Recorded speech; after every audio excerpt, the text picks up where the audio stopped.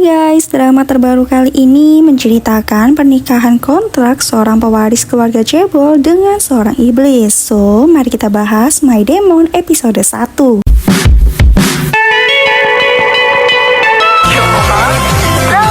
Drama ini dimulai dengan memperlihatkan Guwon, seorang iblis yang sangat menawan. Dia telah menjelajahi bumi sebagai manusia selama ratusan tahun. Selama hidup di bumi, dia mendatangi manusia yang putus asa dan memberikan apapun yang mereka inginkan selama 10 tahun. Tapi itu semua tidak gratis, mereka harus membayarnya dengan memberikan jiwa mereka kepada Guwon untuk dikirim ke neraka. Di sisi lain, ada seorang wanita bernama Dodoi. Dia calon pewaris Mirai Group. Doi memiliki kepribadian arogan dan berkepala dingin yang tidak percaya pada siapapun. Bahkan dia juga tidak peduli dengan cinta. Tapi di samping itu, Doi sudah kehilangan orang tuanya ketika dia masih kecil. Kemudian dia diadopsi oleh Chu Chon-suk yang merupakan ketua Mirai Group, salah satu dari 10 perusahaan teratas di Korea. Walaupun Doi diadopsi, Chu Chon-suk sangat menyayanginya dan menganggap Doi seperti cucunya sendiri. Dia bahkan ingin Doi menikah dan menjodohkannya dengan kencan buta. Sementara itu, hari ini waktunya Guwon mencabut jiwa seorang gangster yang sudah dia berikan kekayaan selama 10